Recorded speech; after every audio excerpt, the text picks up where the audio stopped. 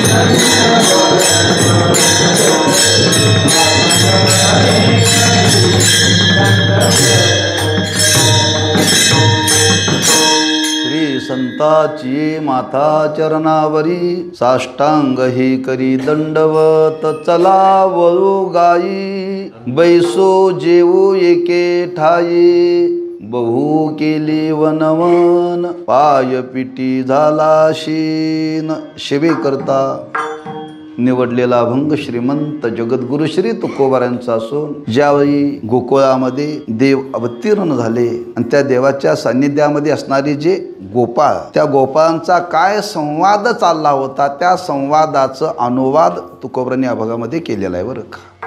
आजच्या सेवेचं प्रवृत्तीनिमित्त चातुर्मासाची समाप्ती, की 4 महिन्यामध्ये आपण जे काही साधना केली, काही चिंतन केलं, त्याचा समारोप एकंदर कार्तिक शुद्ध अष्टमी किंवा नवमीच्या दरम्यान केला जातो बरं का. चातुर्मासाची समाप्ती केली जाते. आता हा उद्देश आहे, ज्या निमित्ताने या आश्रमाची स्थापना केली. स्थापना करत असताना एक शुद्ध हेतू ठेवून याची उभारणी केलेली आहे.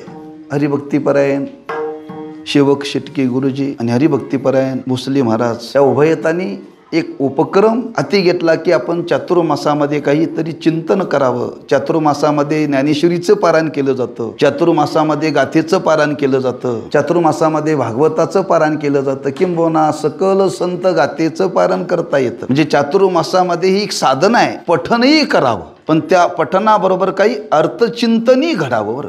मग ते संत वाङ्मयाचं अर्थचिंतन घडावं, पण त्या संत वाङ्मयाचं अर्थचिंतन घडण्याकरता काही शास्त्रीय ग्रंथाचंही चिंतन घडावं. किंबहुना शास्त्रीय ग्रंथ आणि संत वाङ्मय यांची सांगड आहे. जर संत वाङ्मयाला जर आपल्याला जाणून घ्यायचं असेल तर शास्त्र ग्रंथातून अर्थदृष्टी प्राप्त होते बरं. आणि ती दृष्टी प्राप्त झाली की समन्वयाचं ज्ञान प्राप्त होतं. केवळ ज्ञान प्राप्त होणं हा भाग वेगळा आणि समन्वयाचं ज्ञान प्राप्त होणं हा भाग वेगळा बरं. मग त्या चातुर्मासामध्ये मग विचारसागर असेल, अद्वैत मकरंद असेल, पंचदशी असेल, वृत्ती प्रभाकर असेल, असे अनेक प्रकरण ग्रंथ आहेत. त्या ग्रंथाचं एक चिंतन घडावं आणि ती चिंतन घडत असताना अशा पद्धतीने घडावं. वाहपोह त्या ग्रंथाच्या माध्यमातून झाला पाहिजे बरं का. श्रोत्याचा आणि वक्त्याचा संवाद झाला पाहिजे.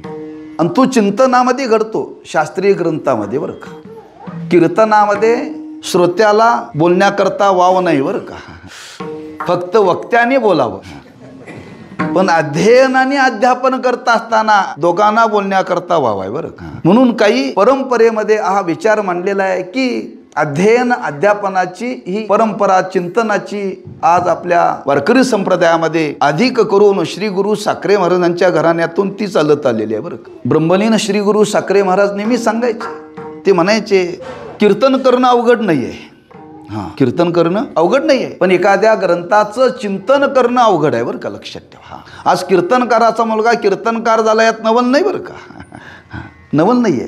पण त्याच्या मागं जर आपली खरीच अभ्यासाची बैसका निर्माण व्हावी असं जर वाटत असेल तर अध्ययन अध्यापनाच्या माध्यमातून चिंतन केलं पाहिजे बरं का. आणि अध्ययन अध्यापनाच्या माध्यमातून जर चिंतन केलं तर खरी अभ्यासाची बैठका निर्माण होते, बैठक निर्माण होते. आणि ती अभ्यासाची बैठक निर्माण व्हावी म्हणून हा उपक्रम चातुर्मासाच्या माध्यमातून या उभयतांनी चालवलेला आहे बरं का. अतिशय स्तुत्य स्वरूपाचं आहे. किती लोक येतात त्याच्यापेक्षा कोण येतं याला फार महत्व आहे. कारण हे अभ्यासू लोका करताय, हे सर्वसामान्य लोका करता नाहीये. म्हणून तुकोबराय बोलून गेले, हे सामान्याचं कामच नाही. सामान्याने काय करावं? येरानी सांगावी रे मट कहाणी,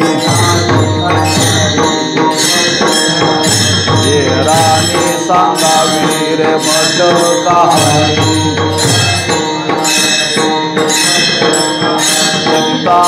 चित्तारंजवनी करावया,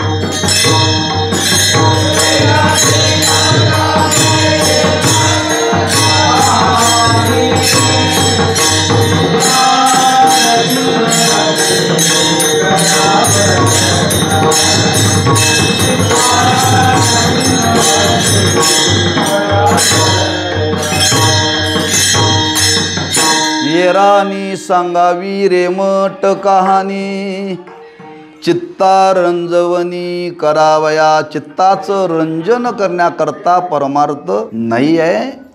चित्ताला स्थैर्य करण्याकरता, चित्ताला शुद्ध करण्याकरता, किंबहुना अंतर्मुखता वाढण्याकरता परमार्थाची साधना आहे. अधिक परमार्थाच्या साधनेतून माणसाच्या जीवनामध्ये अंतर्मुखता वाढावी, बहिर्मुखता कमी व्हावी आणि अंतर्मुखता वाढावी. आणि ती वाढण्याकरता या चातुर्मासाच्या माध्यमातून काहीतरी अध्ययन अध्यापन आपण करण्याची गरज आहे बरं का. फार ठिकाणी केलं जातं, पण आपण हा चालवलेला उपक्रम आहे अतिशय चांगला आहे. आम्हाला चालवावा वाटतो, पण आम्हाला प्रतिबंध फार आहे परमार्थाचाच बरं का. म्हणून आम्ही आठवड्यातून एखादा दिवस चिंतन करतो, आठवड्यातून एखादा दिवस चिंतन करतो.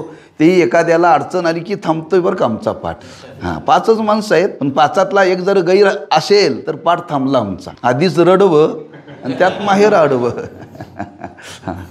पण चिंतन घडण्याची गरज आहे. आणि असा हा चातुर्मासाचा कालावधी आणि त्या चातुर्मासाची समाप्ती घडण्याकरता एक ग्रंथराज ज्ञानेश्वरीची पारायण आणि काही भगवत चिंतन आणि त्याचा आज समारोप आणि तो समारोपाचा सेवेचा योग आपल्या वाट्याला प्राप्त झालेला आहे. तो आपल्या संप्रदायाचा विधी आहे की उत्सवाचा किंवा एखाद्या साधनेचा समारोप जर करायचा असेल तर करत असताना ती काल्याच्या कीर्तनाने करावी. आणि काल्याच्या कीर्तनाने करावी या शब्दाचा अर्थ की भगवंताच्या चरित्राचं उच्चारण करावं. आणि जो भगवंताने काला केला त्याचं प्रतीक म्हणून लाह्या चिरमुरे दही एकत्र करून तो काला वाटावा आणि त्याचा समारोप करावा, असा एक काल्याचा प्रसंग आहे. मग त्या काल्याच्या प्रसंगामध्ये त्या भगवंताच्या सानिध्यामध्ये काही गोपाळ, काही गवळणी प्राप्त झाल्यानंतर काही भगवंतांनी चरित्र केलेलं आहे बरं, काही लीला केलेल्या आहेत आणि त्या लीलाचं वर्णन करावं. तोच भाव मनी मानशी घेऊन अनेक अभंगातून जगद्गुरु श्री तुकोबरांनी या काल्याच्या संबंधाने केलेलं वर्णन आहे. ते काल्याचं वर्णन करत असताना ज्यावेळी भगवंताचा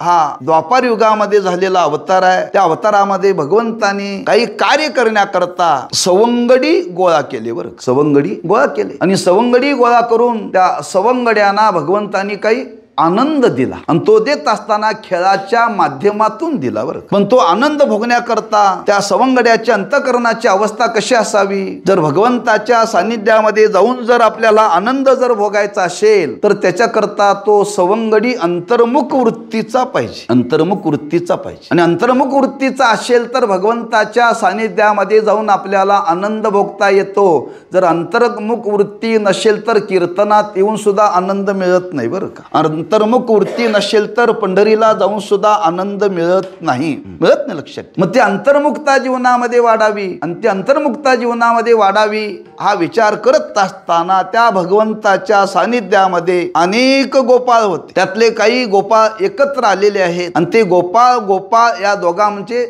मध्ये चाललेला काही संवाद आहे. त्या संवादाचं वर्णन करताना असं वर्णन केलेलं आहे, देवभक्ताचा संवाद आहे, भक्त भक्ताचा संवाद आहे, गुरु शिष्याचा संवाद आहे आणि व्यवहारातला पती पत्नीचा संवाद आहे, पिता पुत्र्याचा संवाद आहे, वक्त्या श्रोत्याचा संवाद आहे. पण त्या सर्व संवादाच्या मध्ये जर आपण थोडंसं चिंतन करायचं जर ठरवलं तर देवभक्ताचा आणि भक्त भक्ताचा संवाद श्रेष्ठ आहे. बरं, संवाद श्रेष्ठ आहे, कारण दोन भक्त एकत्र आले आणि देवभक्त एकत्र आले तर त्यांचा जो संवाद आहे तो सामान्य स्वरूपाचा संवाद नाही. बरं का, निळवरांनी वर्णन केले, त्या दोन गवळणी एकत्र आल्या आणि दोन गवळणी एकत्र आल्यानंतर त्या गवळणी काय बोलताय तो ऐशा गवळणी त्या बोलती परस्परी. हा, एक गवळण एका गवळणी बरोबर बोलत असताना हा प्रपंचाचं बोलत नाही. बरं का, खरंच त्या गवळणी वरपंगाने पाहायला गेला तर प्रापंचिक होत्या, पण अंतरंगातून पाहायला गेला तर त्या पारमार्थिक होत्या. बरं का, आणि त्या एकत्र गवळणी आल्या की काय बोलायच्या त्याचं फार सुंदर अनेक गवळणीतून निळवरांनी केलेलं आहे. बरं, फार सुंदर वर्णन केलेलं आहे. मग त्या निळवरांच्या गवळणीत चौचरणी आणि साचरण ब्रह्मलीन दादा महाराजांनी त्याचं भाषांतर केलेलं आहे, स्वतंत्र आहे. गवळणी निळवऱ्यांच्या फार अभ्यासाकरता फार चांगला आहे. त्या गवळणीमध्ये संवादच आहे, लक्षात ठेवा. एक गवळण एक गवळणीशी बोलते, तसं एक गोपाळ एका गोपाळाशी बोलतोय. आता दोन गोपाळ एकत्र आले म्हणजे संवाद घडण्याकरता कमीत कमी दोघांचा स्वभाव सारखा पाहिजे, दोघांचा स्वभाव सारखा पाहिजे. संवाद घडण्याकरता दोघं एका गुरुचे शिष्य पाहिजेत. संवाद घडण्याकरता एका संप्रदायाचे पाहिजेत. संवाद घडण्याकरता वयाची समता पाहिजे. असे अनेक त्या संबंधांनी विचार मांडलेला आहे. बरं, कारण दोन स्वभावाची माणसं एकत्र आली की त्यांचा संवाद त्या स्वभावावरून तो संवाद निघतो. बरं का, आता आम्ही दोघं एकत्र बसलो बरं का मधल्या काळामध्ये, ही तुमची आवरावरी चालू होती आणि दोघांच्या संवादामध्ये काय घडलं ते मी कीर्तनात सांगणार नाही. त्यांच्या मनात होतं त्यांनी जे सांगितलं, ते जे माझ्या मनात होतं तेच त्यांनी सांगितलं. बरं का, हा, दोघांच्या संवादाचा विषय एक होता, दोघांच्या संवादाचा विषय एक होता. बरं, म्हणजे एका स्वभावाची माणसं एकत्र आली की हे घडतं. जो महाराज जर एकत्र आले तर कंसात धंदेवाले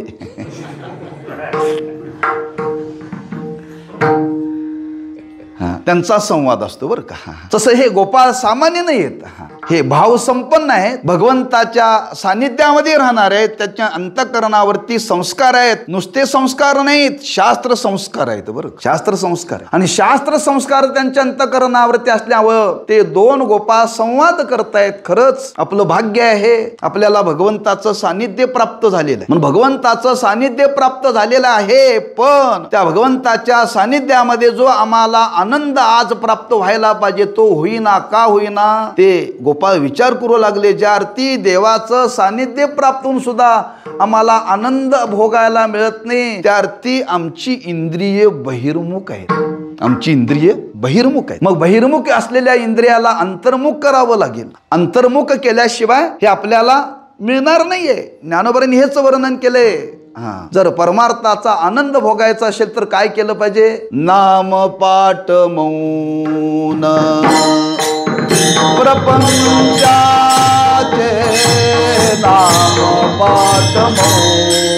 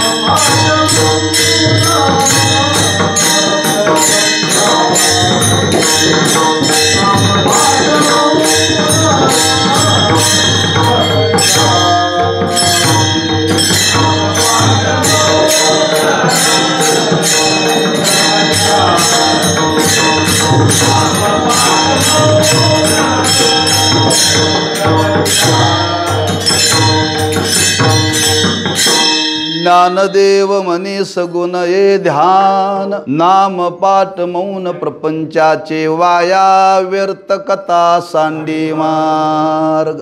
की बहिर्मुख इंद्रियांना अंतर्मुख करावा लागेल आणि अंतर्मुख करण्याकरता काही गोष्टीचा त्याग करावा लागेल. आणि तो त्याग करत असताना कुठला त्याग करायचा आहे? वृत्तीच्या संबंधाने त्याग करायचा आहे. बरं, इंद्रियांच्या संबंधाने जीवनामध्ये त्याग करायचा आहे. प्रपंचाचा त्याग नाही सांगितला ज्ञानोबारांनी.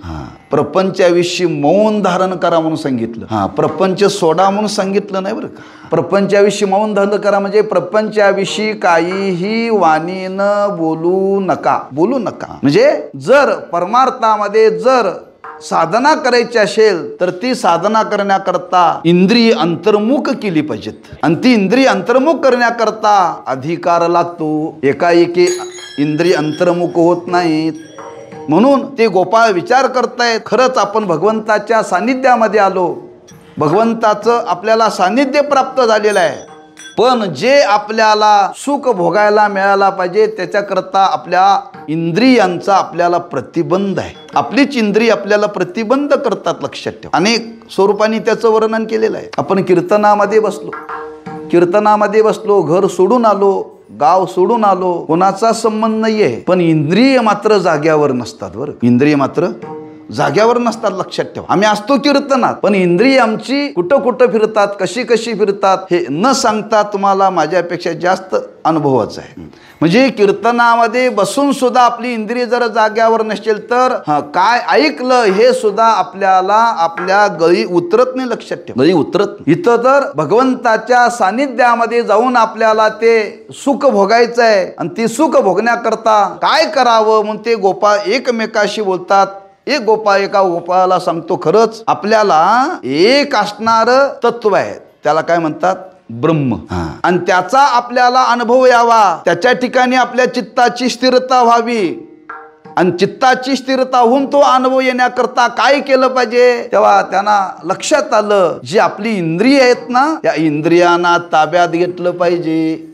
आणि या इंद्रियांना ताब्यात घेतलं पाहिजे म्हणून ते गोपाळ एकमेकाशी बोलताना म्हणतात, काय बोलतात? तो एक गोपाळ एका गोपाळाशी संवादातून सांगतो, आपण त्या इंद्रियांचं उबळण केलं पाहिजे. ते अभंगाच्या पहिल्या चरणावर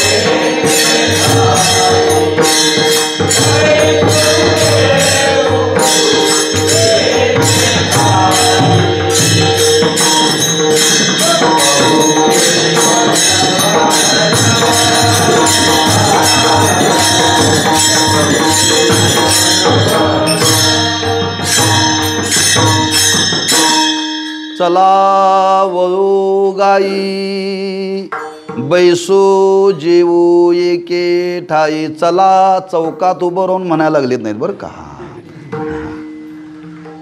हा सर्वांना संबोधित अर्थ नाही. लक्षात ठेवा. संत बोलले चला पंढरीला जाऊ, चला आळंदीला जाऊ हे सर्वांच्या करता आहे, पण त्या गोपाळांच्या मुखातून आलेला जो शब्द आहे तो सर्वांच्या करता नाहीये. जे गोपाळ एकत्र आलेले आहेत, एका अधिकाराचे आहेत, एका स्वभावाचे आहेत, ते गोपाळ सगळ्याला म्हणतात चला वळू गाई. कुणी म्हणेल तुम्ही शब्द वापरला अंतर्मुखता निर्माण होण्याकरता हे गोपाळ बोलतात, पण इथे इंद्रियाचा उल्लेख नाही, उल्लेख आहे गायीचा. चला वळू गायी. त्याच्यामध्ये वर्णन केलेलं आहे. गो शब्द आहे बरं का. गो शब्द एक इंद्रिय वाचक आहे आणि गो शब्द एक गाय वाचक आहे बरं का, लक्षात ठेवा. गो शब्द इंद्रिय वाचक आणि गाय शब्द वाचक आहे. गायींचं वळण करायचं म्हणजे इथं थोडंसं रूपकात्मक केलेलं वर्णन आहे. रूपकात्मक केलेलं वर्णन आहे बरं का. ज्यावेळी भगवंताच्या सानिध्यामध्ये हे गोपाळ गेले आणि गोपाळ तिथं गेल्यानंतर गोपाळ आणि देव जाताना कसे गेले होते, आपल्या घरातल्या गाया घेऊन गेले होते बरं. वनामध्ये गायी राखण्याकरता निघाले होते सगळेजण. त्या वनामध्ये गायी त्या चरण्याकरता सोडलेल्या होत्या. आता त्या चरण्याकरता सोडलेल्या होत्या, पण त्या सैर धावत होत्या, सैर धावत होत्या बरं. मग त्या सैर धावणाऱ्या गायींना जाग्यावरती आणलं पाहिजे, जाग्यावरती आणलं पाहिजे. मग जाग्यावरती आणण्याकरता त्याच्या मागं गुराखी असतो, त्या गुराख्याच्या हातामध्ये काठी असते.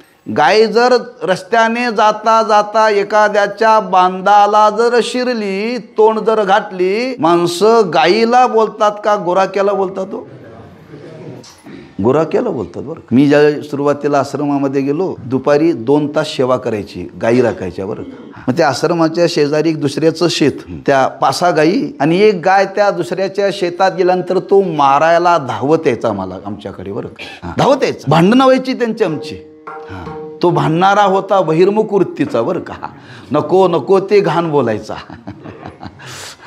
पण गाय त्याच्या शेतात गेली ती तो आम्हाला शिव्या द्यायचा, लक्षात ठेवा. तेव्हा दुसऱ्याच्या शिव्या खाऊ नये याच्याकरता आपली गाय दुसऱ्याच्या शेतात जाता कामा नये याच्याकरता राखणाऱ्याने तत्पर पाहिजे बरं का. काय समजलं तर बघा. ही इंद्रिय रूपी गाय जर दुसऱ्याच्या शेतामध्ये परविषयाकडे जर धावायला लागली तर आपल्याला शास्त्राचं बोलून घ्यावं लागतं. ही बोलून घेण्याची वेळ आपल्यावरती येऊ नये बरं. तेव्हा त्या गायींचं जसं वळण करावं लागतं तसं तुकोबाराय सांगतात की ते गोपाळी बोलतात इंद्रियांचंही वळण करावं लागतं बरं का. कुणी म्हणे इंद्रियांचं वळण करावं लागतं, इंद्रियांना वळण नाही का? आहे, पण स्वाभाविक वळण विषयाकडे आहे. स्वाभाविक वळण विषयाकडे आहे. त्याचं वळण देवाकडे नाहीये. तुकोबाराय म्हणतात आमच्या इंद्रियांना वळण पडले तो भाग वेगळा. पडिले वळण इंद्रियाचं काळा,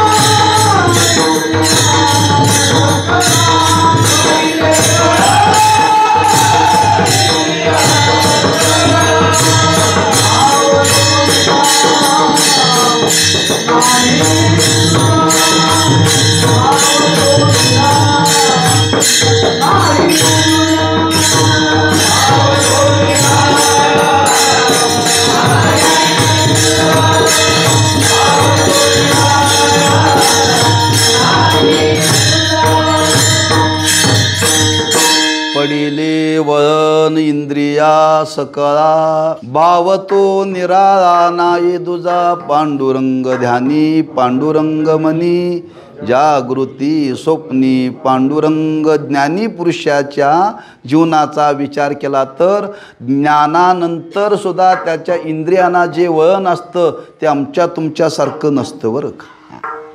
हां, ती त्या भगवत स्वरूपाच्या ठिकाणीच ती रमलेली असतात. हां, दुसरा त्या इंद्रियांना विषय नाही आहे. हां, पण आज आमच्या तुमच्या जीवनाचा जर विचार केला तर आम्हा तुम्हाला त्या इंद्रियांना बळ तिकडं न्यावं लागतं. आणि बळ नेणं म्हणजे त्या इंद्रियांना ताब्यात घेणं, इंद्रियांचं वळण करणं फार कष्टाचं काम आहे बरं, फार कष्टाचं काम आहे.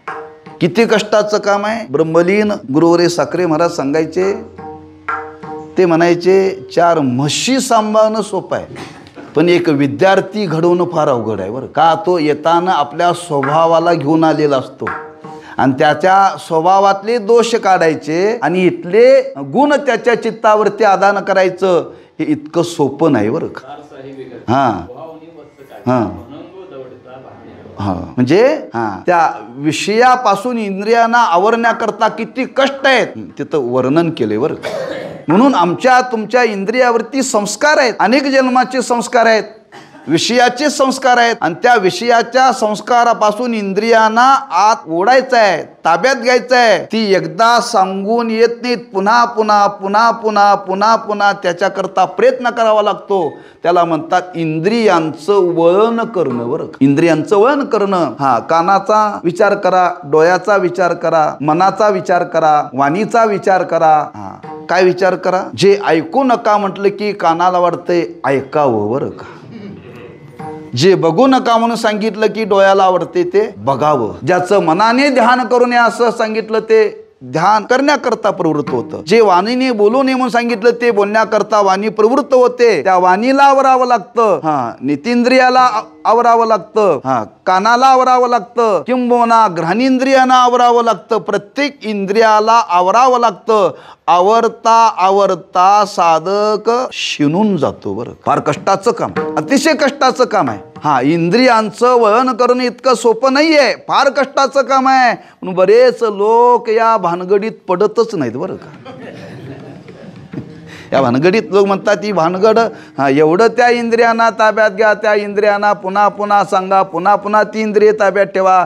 याच्यापेक्षा आपलं मोकळं असलेलं बरं, मोकळं असलेलं बरं. हां, वारकरी होणं या शब्दाचा अर्थ काय हो. इंद्रियांचं वळण करणं. इंद्रियांचं, हा, इंद्रियांचं वळण करणं म्हणजे वारकरी होणं. रिकामा गळा शोभण्याकरता माळ घालणं म्हणजे वारकरी नवं.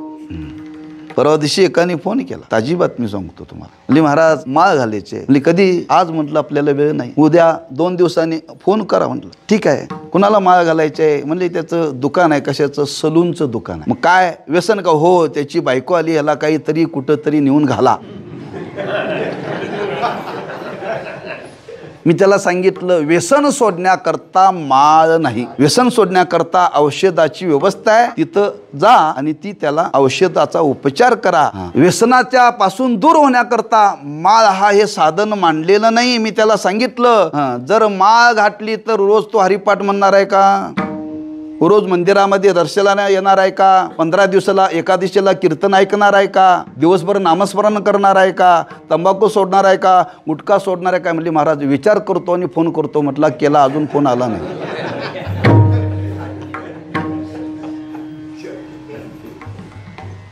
त्याच्या लक्षात आलं बरं का. मी कशा करता सांगतोय. हा, इंद्रियांचं वळण करणं म्हणजेच वारकरी होणं. लक्षात ठेवा, वारकरी होणं. म्हणून कशावरून मी पदरचं सांगत नाही. इदन्न मम. हा, तुकोबारांनी त्याची संगती लावलेली आहे. पंढरीचे वारकरी ते अधिकारी महामद्याचे,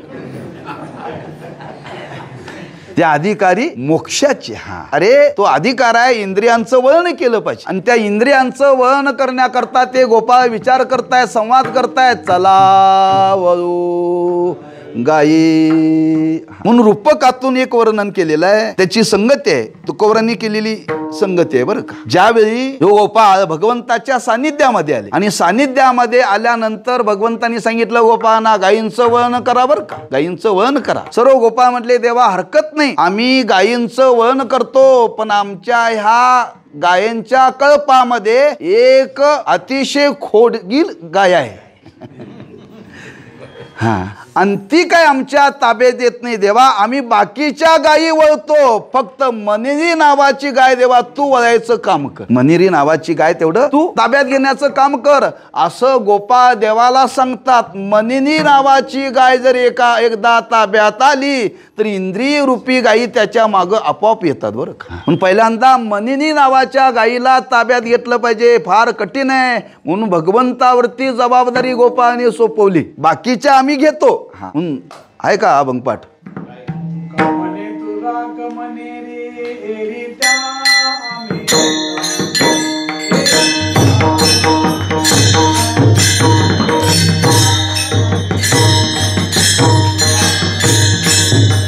मनेरी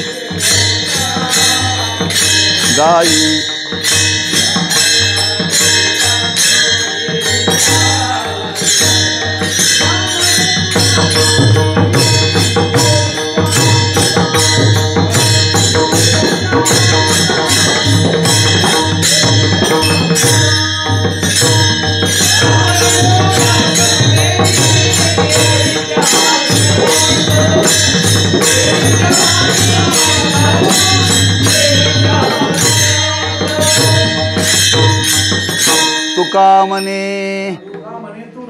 तुका म्हणे तू राख मनेरी, येरी त्या आम्ही राखू. देवा मनेरी नावाची गाय तू राख, मग बाकीच्या आम्ही गायी राखतो. म्हणजे हा, तिथं मनालाच गाय म्हटलेलं आहे, नुसतं म्हटलेलं नाही, ओढाळ म्हटलेलं आहे बरं, ओढाळ म्हटलेलं आहे. आणि अशा ह्या इंद्रिय रूपी गायींना ताब्यात घेण्याकरता परमार्थाची साधन आहे. कशा करता का, इंद्रियांचं वळण केल्याशिवाय अंतर्मुखता वाढत नाही, आणि अंतर्मुखता वाढल्याशिवाय परमार्थाचा अधिकार सिद्ध होत नाही. परमार्थाचा अधिकार सिद्ध होत नाही, लक्षात ठेवा. परमार्थाचा अधिकार सिद्ध होण्याकरता अंतर्मुखतेला फार महत्व दिलेलं आहे. म्हणून आश्रमामध्ये पद्धत आहे, महाराजांची पद्धत होती, आता ती पद्धत नाही आहे. कोणी विद्यार्थी आला की त्याला सांगायचं पाटाला बस, पाटाला बस. आम्ही गेलो शिकण्याकरता, आता विचारसागरचा पाठ सुरू होता, 4था तरंग चालू होता, मी गेलो त्यावेळेला 1987चं सांगालोय बरं का. 4 महिने गेले. महाराजांनी विचारलं पूर्णानंद काय तुला कळतं का? म्हणले नाही कळत म्हटलं मला काय. मग असं कर, उद्यापासून पाटाला येऊ नको, पाठांतर कर म्हटलं. काय कर? पाठांतर कर. 4 महिने पाटाला बसलो, पण 4 महिन्यानंतर विचारलं काय कळतं का? कळत नाही. लक्षात आलं अजून तुझी वृत्ती अंतर्मुख नाहीये. तू पहिल्यांदा पाठांतर कर, 1 वर्ष पाठांतर कर, आणि मग आता पाठाला ये बरं का. हे आपल्या अधिकाराची सिद्धी आपण केली का गुरुनी केली हो? ज्यार्थी 4 महिने ऐकून ज्यार्थी काय कळा नाही, तेव्हा आपणच ठरलो आपण या अधिकाराचे नाही. अधिकार लागतो, लक्षात ठेवा. सांगण्याचा भाव अधिकार, आणि अधिकाराची ही जी वृद्धी होते, अधिकार जो वाढतो कशाने वाढतो? इंद्रियांचं वळण करण्याने. इंद्रियांचं वळण करण्याने. पावलो पावली इंद्रियांचं वळण करावं लागतं. लक्षात ठेवा. आपण पंढरपूरला चाललोय, पंढरपूरला जाता जाता इंद्रिये आजूबाजूला जातात, आजूबाजूला जातात, पानपट्टीच्या दुकानात जातात, धाब्यावर जातात, वगैरे वगैरे बरं का. पंढरपूरला जाऊपर्यंत आम्हाला इंद्रियाला आवरता येत नाही. 7 दिवसाच्या प्रवासामध्ये पंढरपूरला जाण्याकरता जर आपल्याला इंद्रिय आवरता येत नाहीत, साक्षात त्या परब्रह्माची आपल्याला अनुभूती येण्याकरता कधी इंद्रिय आपण आवरणार हो? पण आवरल्याशिवाय पर्याय नाही आहे. त्या इंद्रियांना आवरावंच लागेल, त्या इंद्रियांना ताब्यात घ्यावं लागेल. म्हणजे बहिर्मुख असलेल्या इंद्रियांना अंतर्मुख करण्याकरता केलेला प्रयत्न म्हणजे इंद्रियांचं वळण. चला वळू गायी. इंद्रिय ताब्यात घेतली पाहिजेत. आणि इंद्रिय जर अंतर्मुख झाली, आणि इंद्रिय अंतर्मुख झाली तर बैसू जेवू एके ठाई ठाई. हा, त्याच्यामध्ये दोन भाव आहेत बरं. त्या इंद्रियांचं वळण करायचं आहे, बहिर्मुख इंद्रियांना अंतर्मुख करायचं आहे आणि अंतर्मुख करून त्याला स्थिर करायचं आहे. कुठं स्थिर करायचं आहे? एके ठाई बैसू. एके ठाई बरं का. असं एक काय आहे? एक परमात्म तत्व आहे. एक परमात्म तत्व आहे. हा, जागोजागी याचा विचार मांडलेला आहे. एकी एकटाची आसोनी एकला एक. मला एवढंच सांगायचं बरं का. आपुला तो एक. हा, एक शब्द बरं का. एक हा त्या परब्रह्माचं वर्णन करणार आहे. हा, त्या परब्रह्माच्या ठिकाणी आपली वृत्ती स्थिर करण्याकरता बैसू एके ठाई मग जेऊ. म्हणजे त्या परब्रह्माच्या ठिकाणी इंद्रियांना स्थिर करायचं आहे. एकाएकी इंद्रिय तिथं स्थिर होत नाही. त्यांचं वळण करायचं आहे.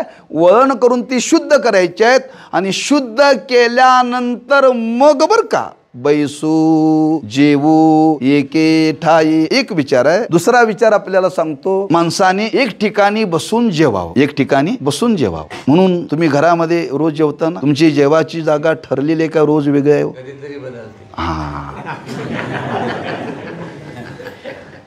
हा, ज्या जाग्याला रोज बसून जेवतो त्या जाग्याला बसून जेवावं बरं. हा, त्या जाग्याला बसून जेवावं. आमच्या आश्रमामध्ये त्या मधुकरी आल्यानंतर विद्यार्थ्यांनी जेवायला बसायचं. प्रत्येकाची जागा ठरलेली बरं का. तो विद्यार्थी जरी नसला तरी त्याच्या जाग्यावरती कोणी जेवायला बसायचं नाही. म्हणजे जेवायला बसण्याकरता एका ठिकाणी बसलं पाहिजे आणि ज्या जागेवरती बसतो त्या जागेवरती बसलं पाहिजे बरं का. आश्रमामध्ये रोज महाराजांची जेवणाची व्यवस्था ज्या जागेवरती महाराजांचा आसन त्या जागेवरती बरं का. त्यातला भाव आपल्या समोर प्रगट करायचा आहे. आपल्याला जेवणाचा आनंद घेण्याकरता सुद्धा एक ठिकाणी बसावं लागतं बरं. एक ठिकाणी बसावं लागतं, लक्षात ठेवा. मग कुणी अलीकडे सुधारणा केलेली आहे का? सुधारणा केली ना, येऊ दे, त्याच्याबद्दल का आपली तक्रार नाही. त्याच्या पुढची पद्धत आली हो. हा, म्हणजे फिरत खावं. काय खावं? फिरत खावं. हा, सुधारणा केलेली आहे लोकांनी. मला त्याच्याविषयी काही दोष सांगायचे, मला तत्व सांगायचं की माणूस एका ठिकाणी बसून जेवण्यामध्ये जो पोटभर जेवतो ते फिरून पोटभर माणूस जेवतो का? नाही जेवतो बरं. बसून जेवण्यामध्ये जेवढी एकाग्रता आहे तेवढे फिरून जेवण्यामध्ये एकाग्रता आहे का? नाही आहे. म्हणजे फिरून जेवण्यामध्ये एकाग्रता नाही, खाण्याचा आनंद नाही आहे. हा, पावित्र्य नाही ती गोष्ट सोडून द्या, पण जेवण्याचा आनंद सुद्धा नाही. हा, पोटभर जेवता येत नाही, लक्षात ठेवा. म्हणजे जेवण्याकरता माणसाने एक ठिकाणी पहिल्यांदा बसायला शिकलं पाहिजे. हा, तुमची आता पराधीनता असेल तर मांडी घालून बसता येत नसेल तर खुर्चीवर बसा. आता ती तुम्ही शब्द वापरला टेबल खुर्ची आला का? पूर्वीसारखे वाढण्याकरता कोणाची कंबर चांगली राहिलेली नाही. हा, वाढण्याकरता वाकून वाढण्याकरता कंबर चांगली लागते बरं का. कंबर चांगली लागते आणि ती कंबर चांगली राहिली नाही का? राहिली नाही, सर्वांचा अनुभव आहे, सकस आहार राहिलेला नाही बरं का. म्हणून ही सुधारणा केलेली आहे. त्यातला मुद्दा असा आहे, बैसू एके ठाई. एक ठिकाणी बसून जेवायला शिकलं पाहिजे, लक्षात ठेवा. एक असणार परब्रह्म, त्या परब्रह्माच्या ठिकाणी आपली इंद्रिय एकाग्र झाली पाहिजेत आणि एकाग्र होऊन तिथला आनंद आपल्याला घ्यायचा आहे. बसू जेवू एके ठाई. तिथं संबंध सांगितला बरं का. म्हणजे त्या परब्रह्माकडे जाण्याकरता त्या स्वरूपाच्या ठिकाणी इंद्रिय स्थिरावली पाहिजेत. ज्ञानोबराय उगच बोलून गेले नाहीत बरं का. नुसते बोलले नाहीत, प्रतिज्ञापूर्वक बोलले. तरी अवदान एकले दिजे, मग सर्व सुखाशी पात्र होईजे. हे प्रतिज्ञे उत्तर माझे उघड ऐका. प्रतिज्ञापूर्वक बोलले ज्ञानोबराय, तुम्हाला सर्व सुखाचा अनुभव मी आणून देतो, पण तरी अवदान एकले दिजे.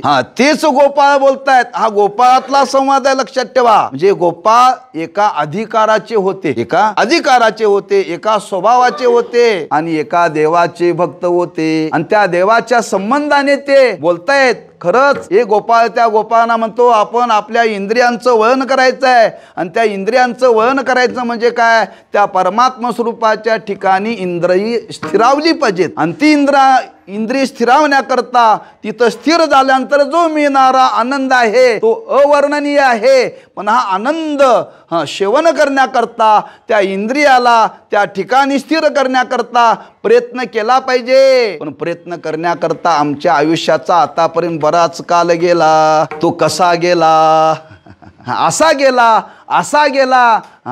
त्याच्याकरता शब्द वापरला वन वन करण्यामध्ये गेला. ते अभंगाच्या दुसऱ्या चरणामध्ये बहु केली वनवन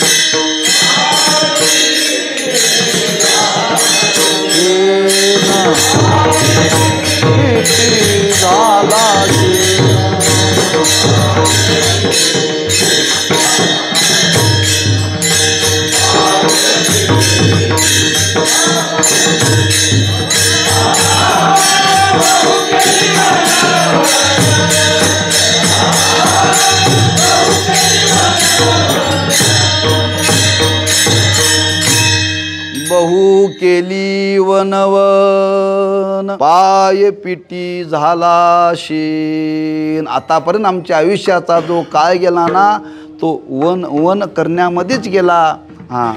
आम्ही या पायानेच फिरलो. कसं इंद्रियाच्या त्या गायीच्या जनावराच्या मागं फिरावं लागतं. जनावराच्या मागं फिरावं लागतं. ते जनावर नेमकं कुठं जाईल काय सांगता येत नाही. त्याच्या मागं पळावं लागतं. पळत असताना सायकलवर बसून पळता येत नाही, गाडीवर बसून पळता येत नाही.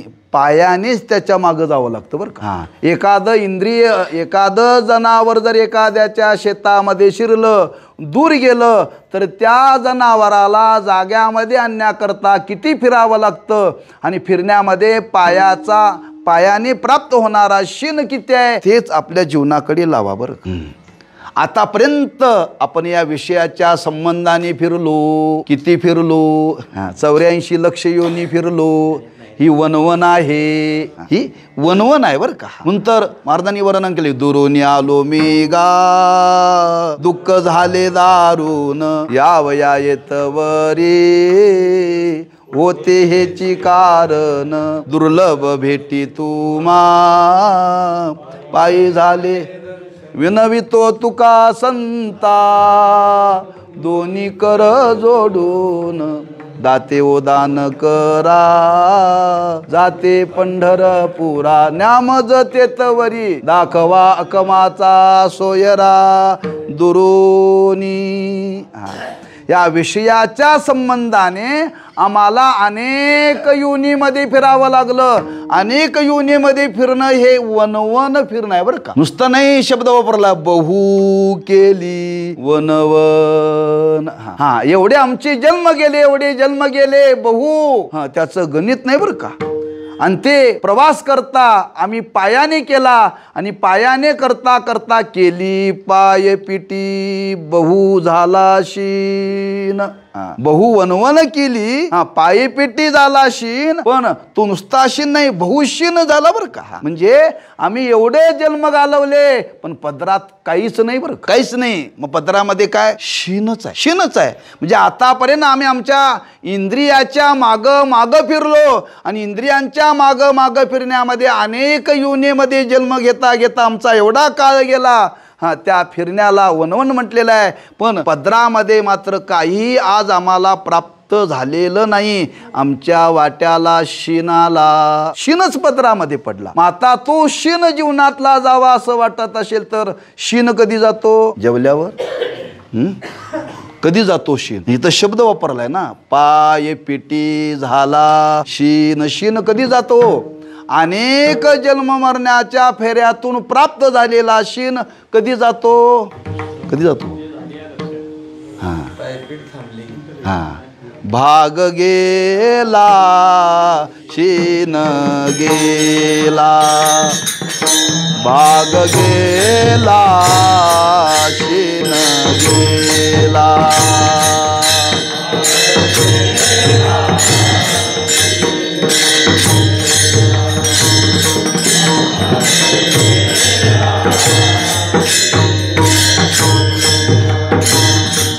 अवघा झाला आनंद, अवघा झाला आनंद, भाग गेला शीन गेला, भाग गेला शीन गेला.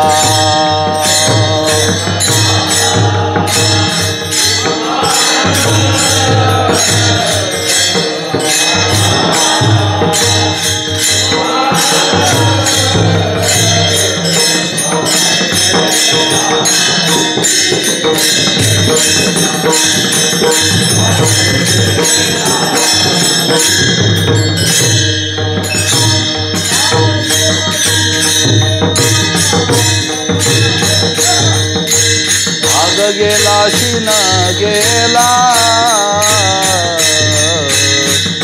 गेला शीन गेला.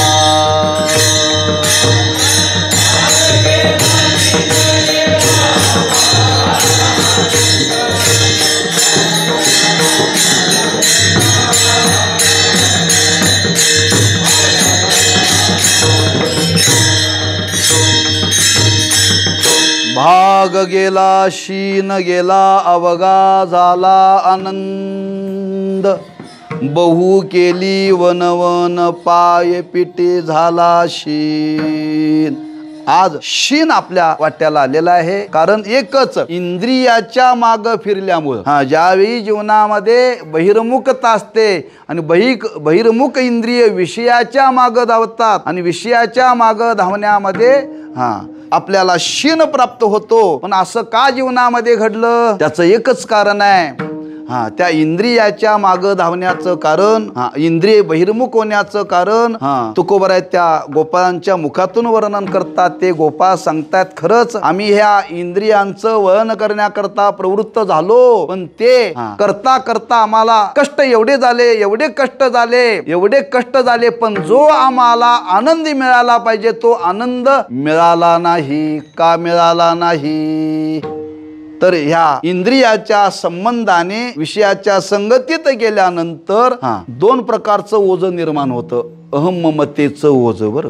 आणि अहममतेचं ओझं जर आपल्या अंतःकरणामध्ये असेल तर आपल्याला खरा आनंद भोगायला मिळत नाही, इच्छा असताना सुद्धा मिळत नाही. हा भाव मनी मानशी घेऊन ते गोपाळ बोलायला लागले, अरे आपण प्रयत्न करण्याकरता प्रवृत्त झालो, पण प्रयत्न करण्याकरता जरी प्रवृत्त झालो तरी आमच्या खांद्यावरती ओझं आहे. कशाचं ओझं आहे तेच वर्णन तिसऱ्या चरणामध्ये करतात.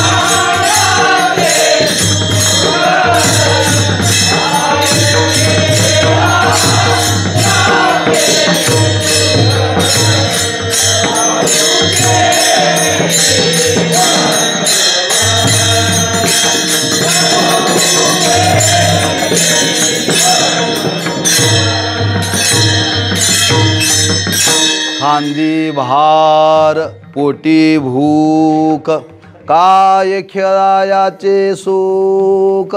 खांद्यावर ओझं आहे, अहममतेचं ओझं आहे बरं का. आणि अहममतेचं ओझं असेल तर खेळाचा आनंद मिळत नाही. मग प्रपंच खेळा नाहीतर परमार्थात खेळा. प्रपंच सुद्धा खेळच आहे बरं, प्रपंच सुद्धा खेळच आहे. प्रपंचातल्या खेळामध्ये सुद्धा जर तुम्हाला आनंद मिळवायचा असेल तर काय करावं लागेल, हे ओझं टाकावं लागेल. खेळ्या माझी हनुम्या शाना न पडे काम व्यसनी रे. कामाची नाही तेथे क्रोधची कैचा, तेथे कैचे भांडण रे. रामगड्याची आवडी मोठी म्हणून लंके पेरे रे. म्हणून ऐक खिळ्या काय ऐशे जाणून खेळ खेळे रे बरं का. खेळामध्ये जर उतरायचं असेल तर काय करावं लागतं. असा शाना कोण निघाला. महाराज म्हणतात हनुमंतराय निघाले बरं का. राय तिथं म्हणलं नी हनुम्या का खेळण्याकरता एकत्र येतात त्यावेळी खेळणाऱ्याच्या अंतःकरणामध्ये अहंकार नसतो. अहंकार आला की राव लावावं लागतं बरं का. राव लावावं लागतो. राव गेला की समजावं अहंकार गेला. म्हणून हनुम्या तिथं शब्द वापरलेला आहे. म्हणून खेळण्याकरता टाकावं लागतं. मी आणि माझं टाकावं लागतं. लक्षात ठेवा, मी आणि माझं टाकल्याशिवाय खेळाचा आनंद मिळत नाही. तसं इथं तुकोबाराय वर्णन करतात. ते गोपाळ सांगतात, अरे आपण आलोय भगवंताच्या सानिध्यामध्ये आलोय, भगवंताबरोबर खेळ खेळतोय. आम्हाला भूक लागलेली आहे, भगवंताकडून काहीतरी मिळेल या इच्छेनं आम्ही आलेलो आहे. पण खांद्यावरती ओझा येते टाकावं लागेल. खांद्यावरती नाम अंतःकरणामध्ये असलेलं ओझं बरं का.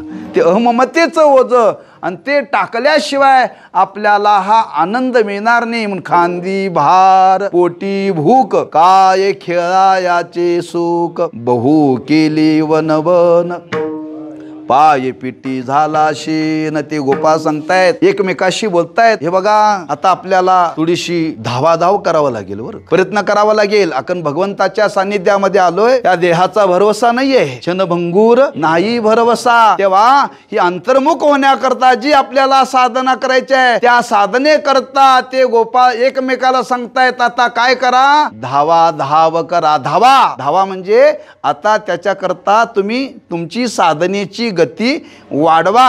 आणि साधनेची गती जर तुम्ही वाढवली तर आपल्याला हे मिळेल. हे शेवटच्या चरणामध्ये सांगतात.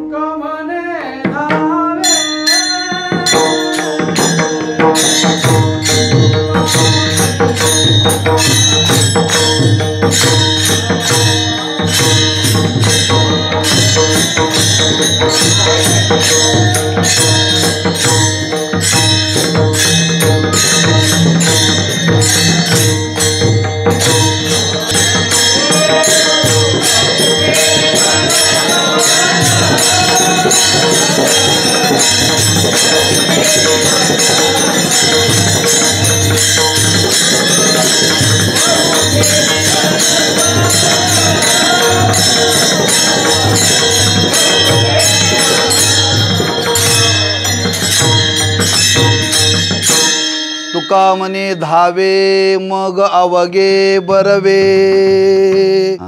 ते गोपाळ सांगतात आता धावा. त्याच्याकरता आपल्याला प्रयत्न करावा लागेल. का तुका म्हणे धावा आहे पंढरी विसावा. साधनेमध्ये प्रवृत्त होण्याकरता धावा, घाई करा म्हणून सांगितलं. धावणं या शब्दाचा अर्थ काय, घाई करणं. कुठं घाई करायची, साधनेमध्ये प्रवृत्त होण्याकरता घाई करायची आहे. साधनेत प्रवृत्त झाल्यानंतर घाई नाही बरं. कीर्तन चुकेल म्हणून कीर्तनाला येण्याकरता घाई करायची आहे. कीर्तनाला आल्यानंतर बुवा आवरा म्हणून घाई करायची नाही बरं का. तिथं येण्याकरता धावाधाव, याच्या गाडीवरून त्याच्या गाडीवरून, कुठं कसं काय जमेल तसं प्रयत्न करून इथंपर्यंत पोचलं पाहिजे. एकदा इथं जाग्यावरती पोचलो चार शब्द ऐकायला मिळावेत या भावनेनं, तसं त्या भगवंताच्या सान्निध्यात जाण्याकरता, तो अनुभव आपल्याला येण्याकरता ते गोपाळ सांगतात एकमेकाला, तुका म्हणे धावे मग अवगे बरवे मग, बर का. एकदा आपण त्या साधनेमध्ये प्रवृत्त झालो ना, मग साधनेमध्ये प्रवृत्त झाल्यानंतर अवगे बरवे म्हणजे आपल्याला जो मिळणारा आनंद आहे तो अवघा मिळणार आहे, असा मर्यादित नव्हे, परिच्छिन्न नव्हे, असा व्यापक स्वरूपाचा आपल्याला आनंद मिळणार आहे, अविनाशी स्वरूपाचा आनंद मिळणार आहे, न संपणारा आनंद मिळणार आहे. आणि त्या आनंदाचा परिणाम बरवे आपल्या जीवनाला सफलता प्राप्त करून देणार आहे. म्हणून महाराजांनी बऱ्याच ठिकाणी या शब्दाची उत्पत्ती सांगितलेली आहे. नाही, तुका म्हणे वाळवंट बरवे नीट उत्तम अवगे मग अवगे बरवे. म्हणून आतापर्यंत आपला अनेक जन्माचा प्रवास गेला, तो कसा गेला?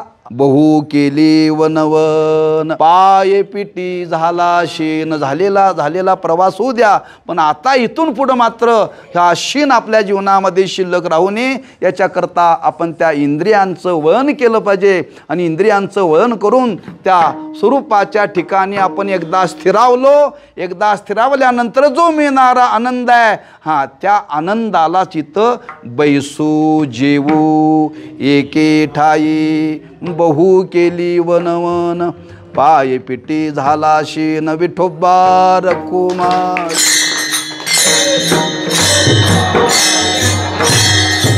जय जय विठोबा रखुमाई. जय जय विठोबा रखुमाई. जय जय विठोबा रखुमाई. जय जय विठोबा रखुमाई.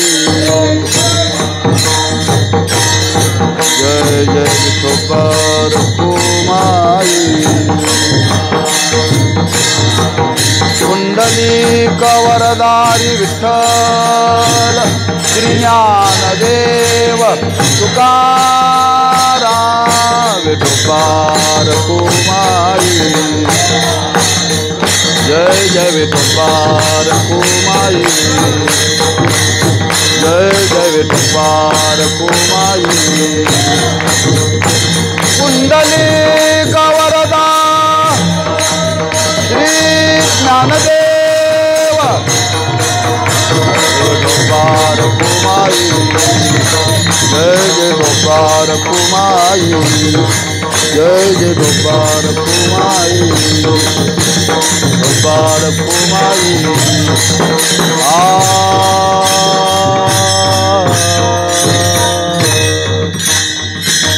ये दशे चरित्र केले नारायणे.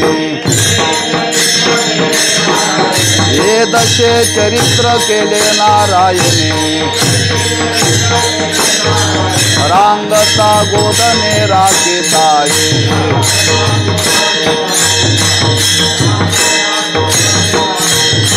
माझी वाणी तुझेवर निगुण नाम. माझी वाणी तुझेवर निगुण नाम. ऐशे देई प्रेम काही कळा.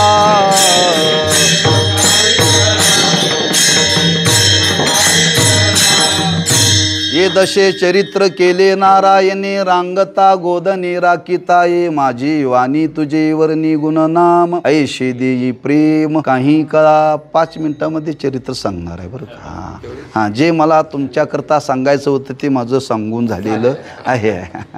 तेव्हा चरित्रामध्ये आता वेळ घालत नाही, वेळ पण आपली संपलेली आहे तशी. तेव्हा अल्पसा चरित्राचा विचार आपल्या समोर प्रगट करावा. कारण आपण चातुर्मासाच्या निमित्ताने हे काल्याचं कीर्तन ठेवले म्हणजे केवळ काला खाण्याकरता नव्हे, त्या काल्याच्या संबंधाने काहीतरी चिंतन ऐकायला मिळावं आणि तुम्हाला चिंतन सांगावं याच्याकरता मला काही अभ्यास घडावा म्हणून मी सांगण्याचा प्रयत्न केलाय बरं का.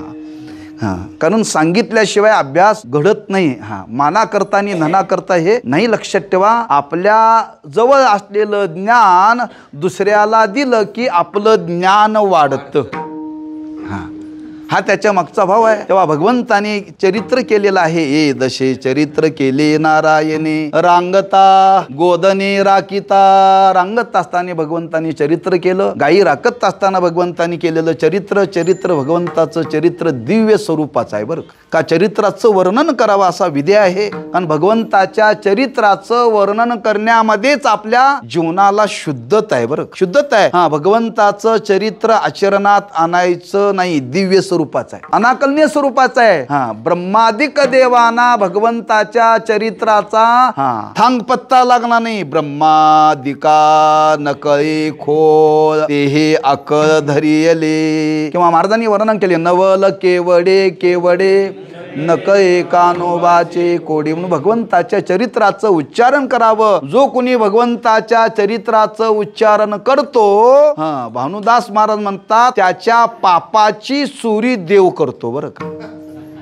बापाची नव पापाची. म्हणून भगवंताच्या चरित्राचं वर्णन करावं. भगवंताचं चरित्र दिव्य आहे. रंगत असताना भगवंतानी काही लीला केल्या. त्या वृक्षाचा उद्धार केला. रंगत असताना भगवंतानी माती खाली. दिसायला सामान्य आहे पण असायला दिव्यत आहे बरं. म्हणून रंगत असताना भगवंतानी बरंच कार्य केलेलं आहे. रांगता रांगता देव चालायला लागले. चालता चालता देव चालत चालत गोकुळातून वनामध्ये गेले का जावं लागलं. देवाला जायचं होतं का घरातल्या लोकांनी काढून दिलं म्हणून देव गेला. जायचंच होतं, फक्त निमित्त केलं. घरातल्या लोकांनी जा म्हणून घरातल्या लोकांनी बाहेर जा म्हणायच्या आधी आपण गेलेलं बरं असतं बरं का. पण भगवंतानी कोड्या केल्या, निमित्त केलं. त्यांनी आपल्याला बाजूला करून द्यावं, पाठवावं, एक निमित्त केलेलं आहे. आणि गायी राखण्याच्या निमित्ताने भगवंत वनामध्ये गेले. गायी राखण्याच्या निमित्ताने भगवंत वनामध्ये गेले या शब्दाचा नेमका अर्थ काय? भगवंताला हेच दाखवायचं होतं, एकांतामध्ये जाऊन इंद्रियांचं वळण करा. इंद्रियांचं वळण करा. हा आश्रम कुठं आहे? गावापासून बाहेर आहे नाही का, एकांतात आहे. कशा करता? उन्हाळ्यात झोपा काढण्याकरता. उन्हाळ्यात झोपा काढण्याकरता नाहीये. इथं साधना करण्याकरता बरं का. आपण गावातून इथं यायचं कशा करता येतं? साधना करण्याकरता यायचं बरं का. तसं भगवंताला सुचवायचं आहे. त्या गोपाळांना घेऊन सांगतात ते बघा आपल्याला गायी राखण्याकरता वनात जायचं आहे. आणि वनामध्ये जाऊन प्रत्येकाने आपली आपली गाय ताब्यात घ्यायची आहे बरं. प्रत्येकाने आपली आपली गाय वळण करायचं आहे. यातून ते भगवंतानी दर्शवलं बरं का. म्हणून गायी राखण्याकरता देव प्रवृत्त झाले. देवाने विचार केला, मी गायी राखल्याशिवाय बाकीचे राखणार नाहीत. म्हणून भगवंतानी एकच गाय राखली, मनेरी बरं का. आणि बाकीच्या आमच्या तुमच्या इंद्रियाच्या गायी आपण. म्हणून गायी राखण्याचं भगवंतानी केलेले रूपक आहे. गायी राखण्याकरता देव गेले. तिथं गायी वनामध्ये चरायला सोडलेले आहेत. गायी चरायला सोडल्यानंतर भगवंतानी विचार केला खेळाचा आनंद घ्यायचा आहे. आणि खेळाचा आनंद घेण्याकरता सर्व गोपांना एकत्र केलं भगवंतानी. आणि भगवंतानी खेळ मांडला. त्या खेळातून सर्वांना आनंद दिला. किंबहुना त्या खेळातून भगवंताने सर्वांना अहंकार रहित अवस्था प्राप्त करून दिली बरं. आणि अहंकार रहित अवस्था प्राप्त करून दिल्यानंतर भगवंतानी सांगितलं चला मग आता आपल्याला काला खायचा आहे बरं. मग सांगितलं प्रत्येकाने आपापल्या शिदोऱ्या आणा. आणि आपापल्या शिदोऱ्या आणल्या. भगवंतानी सर्वांच्या शिदोऱ्या एकत्र केल्या. आणि सर्वांच्या शिदोऱ्या एकत्र केल्या आणि तो भगवंतानी काला मांडला. कसा मांडला? अलौकिक आहे. काला मांडीला वो, काला मांडीला वो, नवलक्ष मिळवणी काला मांडीला वो. 9 लक्ष गोपाळ होते बरं का. आणि त्या 9 लक्ष गोपाळाने घेऊन तो भगवंतानी काला मांडला. ते दृश्य स्वर्गातल्या लोकांनी पाहिलं. त्यांना वाटलं आपल्याला हा काल्याचा प्रसाद मिळेल का. काल्याची अशी देव जळी झाले माशे. पण भगवंतानी तो काल्याचा प्रसाद त्यांना दिला नाही. तो काला एकत्र केला आणि भगवंतानी ती पंगत बसवलेली आहे कमलाकार. कमळाच्या पाकळ्या मोठ्या बाहेर, त्याच्यापेक्षा लहान आत, त्याच्यापेक्षा लहान आत, असे गोपाळ रांगेमध्ये बसवलेले आहेत बरं का. 9 लक्ष गोपाळ अशा कमलाकार बसवलेले आहेत. आणि मध्यभागे सर्वांचा शिदोऱ्या कालवलेला काला घेऊन हातामध्ये देव उभे आहेत. आणि ते प्रत्येकाला देव देत आहेत. महाराज वर्णन करतात, भानुदास गीती गात प्रसाद देतो पंढरीनाथ. घ्या रे दही भात, घ्या रे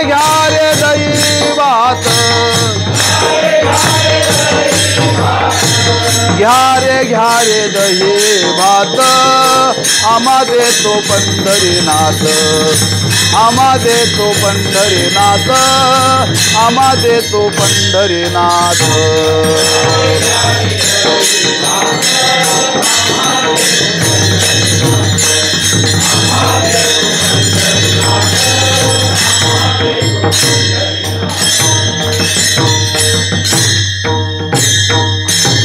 ज्ञानेश्वर माऊली, ज्ञानराज माऊली तुकाराम. जय जय ज्ञानेश्वर माऊली, ज्ञानराज माऊली तुकाराम. जय जय ज्ञानेश्वर माऊली, ज्ञानराज माऊली तुकाराम. जय जय ज्ञानेश्वर माऊली, ज्ञानराज माऊली तुकाराम.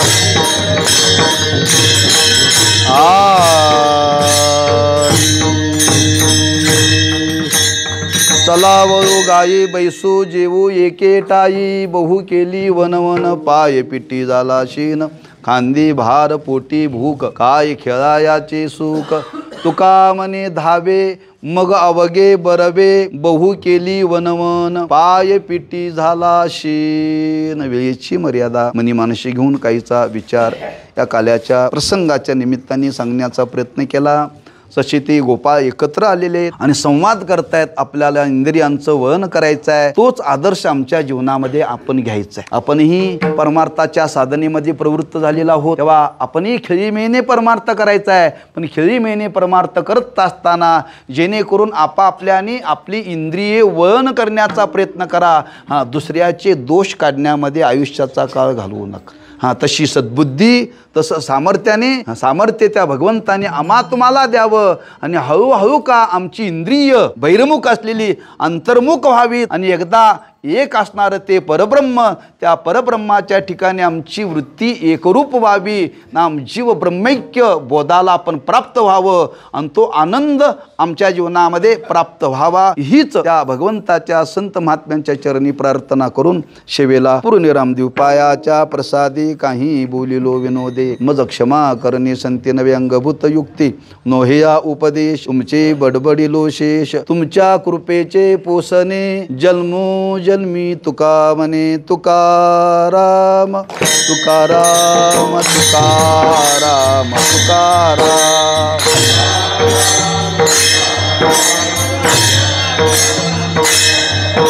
तुकाराम तुकाराम तुकाराम तुकाराम.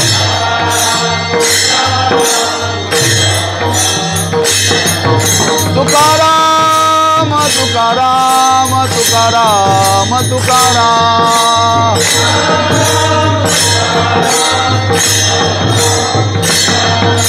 तुकाराम तुकाराम तुकाराम तुकाराम.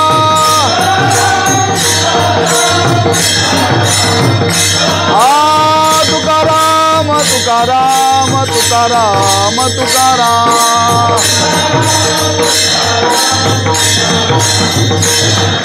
तुकाराम तुकाराम तुकाराम तुकाराम.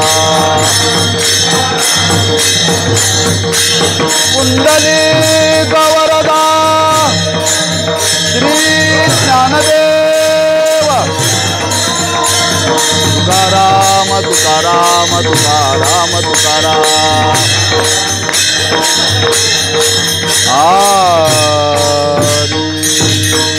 विठ्ठल जय जय विठ्ठल.